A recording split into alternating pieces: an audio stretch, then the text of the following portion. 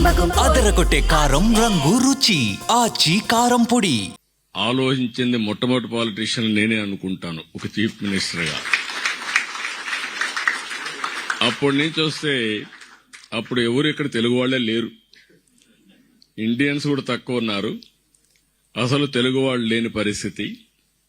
అలాంటిది ఈరోజు మిమ్మల్ని చూస్తా ఉంటే విజయవాడలో ఉన్నామా, విశాఖలో ఉన్నామా, తిరుపతిలో ఉన్నామా, ఎక్కడున్నాం అర్థం కాకుండా ఉంది. ఎక్కడ పోయినా మీ అభిమానం చూస్తే నా జీవితంలో ఎన్ని జన్మలెత్తి మీకు సేవ చేసినా మీ రుణం తీర్చుకోలేం. అలాంటి మీ అందరికీ మనస్ఫూర్తిగా అభినందనలు. 20 దేశాల నుంచి వచ్చారు, యూకే యునైటెడ్ కింగ్డమ్ నుంచి వచ్చారు, జర్మనీ సోదరులైతే ఉదయం నుంచి చూస్తున్న అభ్యాసం వదిలిపెట్టలేదు వాళ్ళు.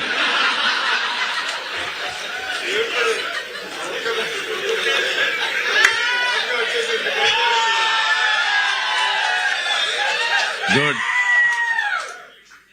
ఒకప్పుడు నేను ఐర్లాండ్కి వచ్చాను కానీ ఒక్కరు కనపడలా ఆ రోజు. ఈ రోజు ఐర్లాండ్ లో చూస్తే ఏ పాష్ లొకాలిటీకి పోయి గట్టిగా తెలుగులో మాట్లాడితే వేల మంది జాయిన్ అయిపోయే పరిస్థితికి వచ్చారు, 100 మంది. ఇదే మాదిరిగా స్వీడన్, చేలు పైకెత్తండి, స్వీడన్ వాళ్ళు చేలు పైకెత్తండి.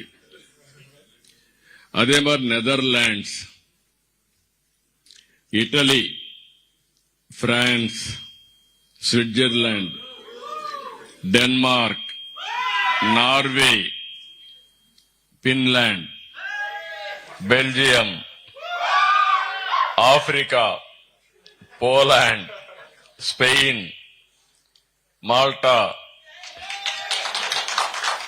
లాట్వియా, సైప్రస్, పోర్చుగల్, లగ్జంబర్గ్, అన్ని దేశాల్లో తెలుగు వాళ్ళు ఉన్నారంటే చాలా సంతోషం. ఇప్పుడే అడిగాను ఎన్ఆర్టీకి ఎంతమంది మెంబర్షిప్ ఉందంటే 2 లక్షల మంది మెంబర్షిప్ కలిగిన వ్యవస్థ ఎన్ఆర్టీ అని చెప్పి కూడా నేను మీకు తెలియజేస్తున్నాను. 148 దేశాల్లో ఎన్ఆర్టీ వ్యవస్థ ఉంది. ఇప్పుడు 195 దేశాలు, 195 దేశాల్లో తెలుగు వాళ్ళు ఉన్నారు కానీ ఎన్ఆర్టీ ఉండేది మాత్రం 148 దేశాల్లో ఉంది. తొందరలోనే మిగిలిన 47 దేశాల్లో కూడా ఎన్ఆర్టీ వ్యవస్థ ఏర్పాటు చేయాలి. ప్రపంచం మొత్తం అన్ని దేశాల్లో ఉండే ఏకైక వ్యవస్థ ఎన్ఆర్టీగా ఉండాలని చెప్పి మరొక్కసారి విజ్ఞప్తి చేస్తున్నా. ఈరోజు మిమ్మల్ని అందరినీ చూస్తే 40 లక్షల మంది ఎన్ఆర్ఐస్ అన్ని తెలుగు వాళ్ళంతా వివిధ దేశాల్లో ఉన్నారు. అంటే ఒక 10%, ఇది ఒక 20% పెరగాలి. భారతదేశంలో మొత్తం 4 కోట్ల మంది విదేశాల్లో ఉన్నారు, ఎన్ఆర్ఐస్ ఉన్నారు. ఇవన్నీ కూడా ఓసారి 118 తెలుగు అసోసియేషన్లు ఎన్ఆర్టీతో అసోసియేట్ అయ్యారు. 400 తెలుగు అసోసియేషన్స్ ఇంకా ఉన్నాయి. అంటే అందరూ అసోసియేషన్స్ పెట్టుకుని వివిధ కార్యక్రమాలు చేస్తున్నారు. ఇప్పుడే సంక్రాంతి బ్రహ్మాండంగా ప్రైజులు కూడా ఇప్పించారు. అచ్చ తెలుగువాడు పిల్లలను చూస్తే పంచె కట్టుకొని ముచ్చటేస్తున్నాడు. అంత బాగా, అంటే మన సాంప్రదాయాలను కాపాడుకోవడానికి కోడి పందాలు తప్ప అన్ని చేశారు ఇక్కడ. అవి కూడా అలో చేయరు కాబట్టి చేయలేదు, కానీ లేకపోతే అది కూడా మీరు చేసేవాళ్ళు.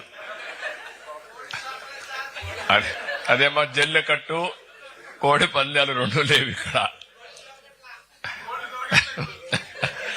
అందుకని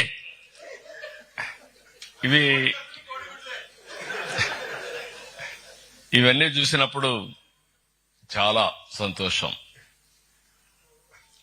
25-30 సంవత్సరాల కంటే ముందు 95లో నేను ఒక ఆలోచన, భవిష్యత్తు ఏ విధంగా ఉండబోతుందని ఒక ఆలోచన చేశాను.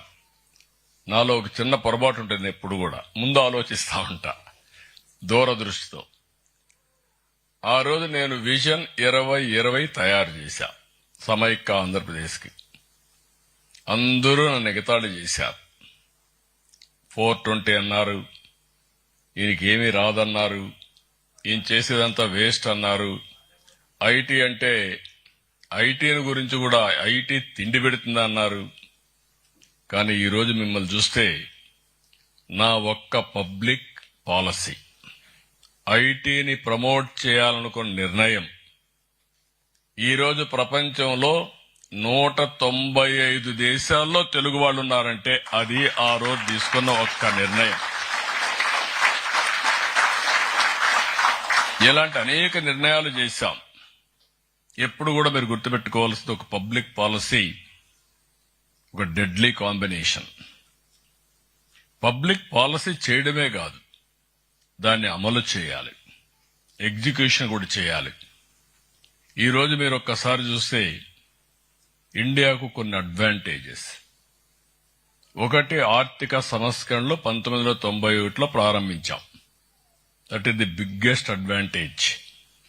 అది కూడా ప్రారంభించింది మన తెలుగు బిడ్డ పివి నరసింహరావు గారు. దేశానికి ఒక దశ దిశ నిర్దేశించాం. ఆ తర్వాత మీరు చూస్తే సరే, ఇప్పుడే అందరూ మాట్లాడారు. ఈరోజు ఎన్టీ రామారావు గారు తెలుగు జాతి ఉన్నంత వరకు తెలుగు వారి గుండెల్లో శాశ్వతంగా ఉండే ఏకైక నాయకుడు ఎన్టీఆర్. నిన్నే 30వ వర్ధంతి కూడా చేసుకున్నాం. రెండో అడ్వాంటేజ్, అరౌండ్ 95 mid-90s లో టెక్నాలజీ అడ్వాంటేజ్ తీసుకున్నాం. ఫస్ట్ మూవర్ అడ్వాంటేజ్ మనం తీసుకున్నాం. మూడోది, ఈరోజు మీరందరూ గుర్తుపెట్టుకోవాలి, డెమోగ్రఫిక్ డివిడెంట్ అడ్వాంటేజ్ ఉండే ఏకైక దేశం భారతదేశం. ఈరోజు జర్మనీని చూస్తున్నా. ఒకప్పుడు జర్మనీకి ఎవరు వచ్చేవాళ్ళు కాదు, చాలా అడ్వాన్స్డ్ లో ఉండేవాళ్ళు. టెక్నాలజీ అంటే జర్మనీ. ఇంకా కూడా ఎకానమీలో మీరు చూస్తే ఇప్పటికి మనం 4th లార్జెస్ట్ ఎకానమీకి వచ్చాం. మొన్నే ఇప్పుడిప్పుడే జపాన్ క్రాస్ చేశాం. తొందరలో జర్మనీని క్రాస్ చేయబోతున్నాం. 2028కి భారతదేశం 3rd లార్జెస్ట్ ఎకానమీగా ఉంటుంది. 2038కి భారతదేశం 2nd లార్జెస్ట్ ఎకానమీ అవుతుంది. 2047కి మీరు గుర్తుపెట్టుకోండి, నెంబర్ 1 ఎకానమీ కావాలనేది మనందరి ఆలోచన, ధ్యేయం. ఇది చూసినప్పుడు ఆ రోజు తీసుకున్న నిర్ణయాలు, ఈ రోజు ఇంకొక పక్కన ఇండియాకు ఒక స్ట్రాంగ్ లీడర్షిప్ ఉంది, నరేంద్ర మోడీ. ఈ రోజు మీరు ఆ నాయకత్వాన్ని మనం చూసినప్పుడు, right time, right leader, right place, that is Narendra Modi as prime minister of India. ఈ అడ్వాంటేజ్ లో ఇప్పుడే మీరు చూశారు, ఒక పక్కన లోకేష్ స్టాన్ఫోర్డ్ గ్రాడ్యుయేట్, నేను తిరుపతి యూనివర్సిటీనే. నరేంద్ర మోడీ గారు మామూలు యూనివర్సిటీనే. అదే మరి పక్కన ఒక ఆయన కూర్చున్నాడు, రామ్మోహన్ నాయుడు, ఆయన పర్డ్యూ యూనివర్సిటీ. ఇంకొక పక్క భరత్ ఉన్నాడు, ఈయన కూడా బాగా చదువుకొని ఇండస్ట్రీ పేరెంట్స్ పెడితే అక్కడి నుంచి వచ్చిన వ్యక్తి. ఈ రోజు నేను చేసిన ప్రయోగం మీరు చూస్తే, తెలుగుదేశం పార్టీ శాశ్వతంగా ఉండాలి. 2047కి నెంబర్ 1 కమ్యూనిటీ ఎవరికి అనుమానం అవసరం లేదు. Indians will be number 1 globally by 2047.